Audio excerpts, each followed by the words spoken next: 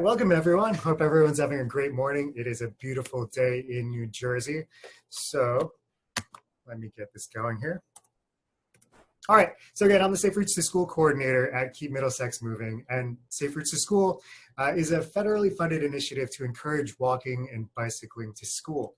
And our goals are to increase physical activity, foster independence, and promote pedestrian and bicycle safety while also decreasing traffic incidences, as well as improving air quality in our neighborhoods.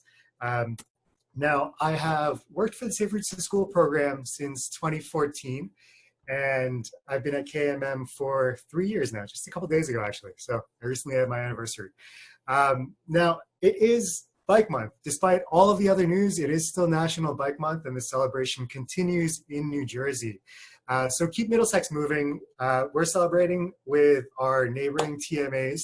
That's Greater Mercer TMA in Mercer and Ocean counties, and our friends at RideWise in Somerset County. And what we're doing is giving back to our local food banks through our You Ride, We Give campaign. And the rules are simple. You ride, log your miles or stories or photos on the You Ride, We Give website, and we give back to our local food banks. And our sponsors in Middlesex County come from Northfield Bank. In addition to that, this May, we've seen an unprecedented amount of people riding their bikes, which is fantastic. Despite all the news and doom and gloom, we're still seeing a lot of people outside getting physical activity and experiencing the benefits of bicycling. And that's what Bike Month is all about, right? We contacted our local shops in the beginning of the month to find out what business is like for them. And they've seen an exponential increase in the amount of services they're providing, and at the same time, the number of bicycles they're selling. So there is a great new bike boom in the bike industry. I read a New York Times article saying that the wait for a new bicycle could be another couple of weeks because of this increased popularity and renewed popularity in bicycling. So what do we at KMM want to see? What do we as active transportation advocates want to see? We want to see this movement become more sustainable in a variety of ways. So with this reinvigorated interest in bicycling, municipalities should be thinking about how we can make this sustainable. Because if more people have bikes, if more people are riding them and more people are outside, we're generating healthier members of our communities. And if they're outside participating in these activities, do we have safe facilities for them? And are we giving them safe opportunities to ride on our public spaces, being our streets, our sidewalks, our park paths? So we want to look at all these things. And it's important to acknowledge that with active transportation comes resilience. And I could put it in a variety of ways, but the most relevant is in relation to COVID-19. And in my years as working as a active transportation professional, we've seen a lot of language that points out populations of people who are at higher risk of illnesses. And COVID also brings that to light. The people who are at higher risk for severe illness are those with chronic lung disease or moderate to severe asthma, people who have serious heart conditions, people with severe obesity, and populations of people with diabetes. So if we look at language from the Safe Routes to School district policy from 2016, we see a lot of similar terms. But to summarize, by participating in active transportation, we're reducing the risk of obesity and related chronic diseases such as diabetes, heart disease, stroke, and cancer. And by decreasing traffic in our communities and around our school zones, children and students benefit from better air quality, especially as it relates to asthma. So I'll flip back again. We see a lot of those same conditions and illnesses, but COVID-19 is only one example of one illness that affects people that fall into these following populations. So COVID-19 is one example, but there are many other illnesses where people with these conditions and health complications experience more severe symptoms and illness. So by, again, going back to the active transportation piece, by investing in active transportation and opportunities for more physical activity, we're building the health and resilience in our communities and for the populations of people there. So if we're committed to student health and wellness through physical activity, then we would be getting ahead of these risk factors in their futures. Because COVID-19 might not be the only illness they see in the future or that we face as a pandemic. So it's important to acknowledge that having a better physical condition and better, healthier habits can help them in their futures. And what else are kids facing nowadays? We talk about child health and wellness, but it's important to also acknowledge mental health and wellness as well. Some of the new challenges that they face is with the stay-at-home order. There's less time outdoors, less play and socialization with their peers, and they have access to fewer health resources within their schools, which may come through the form of physical education, time at play, or through food and nutrition. For the whole family, the dynamics of family life are vastly different. So all families are out of their comfort zones and routines and maybe playing roles that they may not be used to, whether it be conducting more teaching with their children and students, or are now the playmates of their students. It may cause a strain in their relationships and may cause mental challenges for those families as well. So because time outdoors and physical activity is a proven strategy to maintain mental health, bicycling is one tool that we can use to better our communities and their health. So what are our current opportunities for cycling and biking and physical activity? Well, our neighborhoods and sidewalks are still available to us while in New Jersey, we still have a stay-at-home order. That stay-at-home order still allows us to experience our neighborhood streets and sidewalks, and now New Jersey has reopened our parks and public spaces so that we can still get outside for time outdoors and exercise. With the exceptions of playgrounds and picnic areas being closed, and social distancing rules are required wherever you go. Even in your own neighborhoods, it's recommended that you would wear a mask when you're outside, and you still want to keep physical distance of 6 feet or 2 meters away from other people who may be sharing that space. Now, restrooms at parks have limited access, so if you're visiting a park for some time, you want to consider what facilities are available for you as well. And also, as it relates to neighborhood safety, traffic volumes have decreased. So if you're going out for a bike ride with your kids or family members, it could be safer now for you to ride in the roads than it has ever been before. But at the same time, you still want to be careful. You still want to be fully aware of what else is happening around you. And in some neighborhoods, they've even seen an increase in vehicle speeds. So you do want to take a moment to really gauge what's going on before you set out on your bikes. So being that bikes are a tool for physical activity and exercise, what strategies are we offering you and your children during your time at home? If we're looking forward to what this will all be in a few months and whether this movement can be sustainable, we also want to consider active transportation as a worthwhile goal for a long-term practice of healthy habits for our kids, right? So not only do we want them to be safe on their bikes, but we want them to feel comfortable on their bikes as well. And a lot of that can start at home too. While KMM offers bike rodeos, we also, me being a league certified instructor, has taken our education and narrowed it down to the easiest exercises that it would be for you all to practice at home with your kids with limited amounts of supplies or space needed.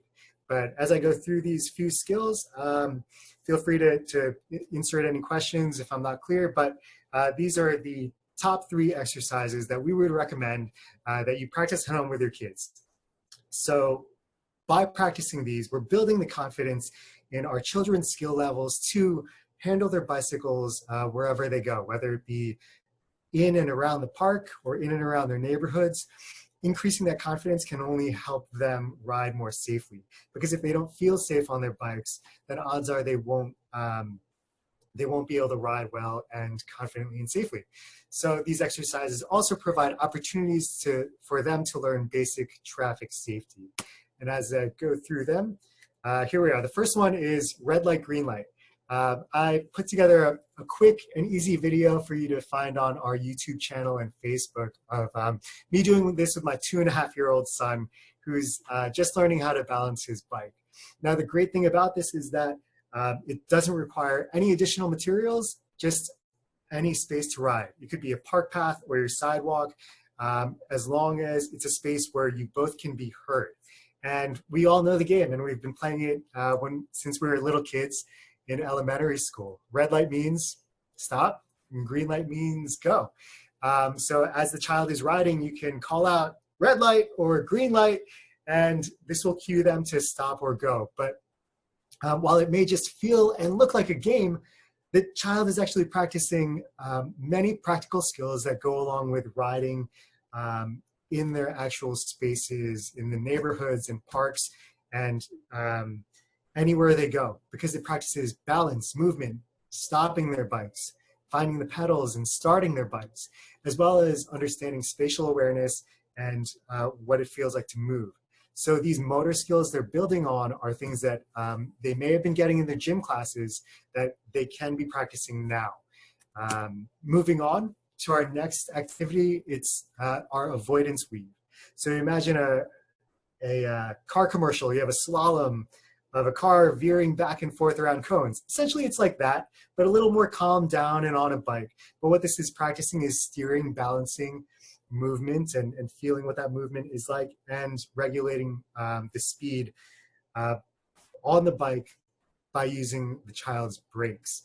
Now, this is for children of all ages, and you could use any paved surface and use any design markers you like. At KMM, when we do our bike rodeos, we use sponges or tennis balls that were cut in half. So things that aren't really expensive. You could use toys and lay them on the ground as objects for the child to dodge. And we'll take a look at a diagram to see what that could look like. And the rules are easy. With these objects placed on the ground, you could have the children zigzag around outside of the objects. And as they become more advanced and more acclimated to the skill, you can offset these items from their 10 feet positions, just 6 feet towards the outsides, so that they become wider apart, causing the child to have to turn a little more widely to get around the objects. But this challenges their balance and gives them something to move around. And how this works in real-time bicycling is the condition of our roads and sidewalks always include holes and sticks and other things that can get in our way. So we're really challenging the skill and confidence of the child on their bikes. Another important skill for them to know and for them to be able to practice at home is scanning. So scanning is essentially just being able to look over your shoulder while you're riding a bike. You can imagine when we ride our bikes on the road or on the right side of the road, all of the traffic is over our left side. So you want to be able to look over your shoulder confidently to make sure that there are no oncoming cars and that all of the traffic, that you're aware of all of the traffic. And again, this is for all ages and all skill levels. And you may need a bit of a larger space to conduct this exercise. But aside from that, it requires very few supplies. And this is what it would look like. In any space where a child can ride out and turn around, you would encourage them to look back at you before turning around. And just like they're riding and looking over the shoulder for cars, you'd like to encourage them to make eye contact. And you could use the word scan as the word to cue them to look over their shoulders while they're riding. So as they ride, you can yell scan, and they can look back at you and make eye contact, or you can hold up one hand or two hands as they get more advanced. And when they look back and scan and make eye contact with you, they can also count the number of hands you're raising. And when we do this at bike rodeos, the children will ride up, look back, see me, and yell 1 for one hand or 2 for two hands. Then you can also increase the difficulty by having them count the numbers of fingers as they approach the turn. So as this exercise evolves, as they get better, and as they become more confident on their bikes, it could turn into them scanning and then using their hand to signal before the turn to, again, challenge how well they can handle their bikes, to be able to communicate clearly with the people who are sharing these spaces with them, AKA the drivers, and also practice safety and good habits while they're riding along. But again, they ride on the rightmost portion of the road, so being aware of everything on their left is definitely a skill that they need to practice. Whether it be a child who's biking to school, or whether you're just going for a ride in your local parks. So all cyclists should be comfortable with this skill, and performing that hand signal will add another level of challenge to their skills of balancing. All right, so the last strategy that we encourage all of our friends and community members to participate in as they prepare for whatever the new normal is in the next couple of months is to map and practice their route to school. So we're building more healthy communities. We want more kids to be active. So when it comes to walking and bicycling to school, some parents might say, might be a little bit too far. But you know what? During one of KMM's walk to school days, I was asking one of the parents their feedback on the event, and he thought it was fantastic because he found a place where he could park his vehicle and let his child out of his car and walk to school together from there. Because when he moved to that town, he always imagined being able to walk to school with his child. But because of how far the school was from their home, he didn't have that opportunity until he was given the idea through our walk to school event where kids met at the park and all walked to school together. So having that option for active transportation is important. But when schools return back in session, what will the new normal look like? And what will that look like from a transportation standpoint? If we're all asked to remain 6 feet apart from each other, how can they do that on a bus? Are there other options for them to travel? One of the last things we want is for school communities to experience higher levels of traffic and worse air quality because more family vehicles are taking up their school zones. So we think that having an active transportation solution is essential for schools whenever this new normal comes about and whenever schools return back in session.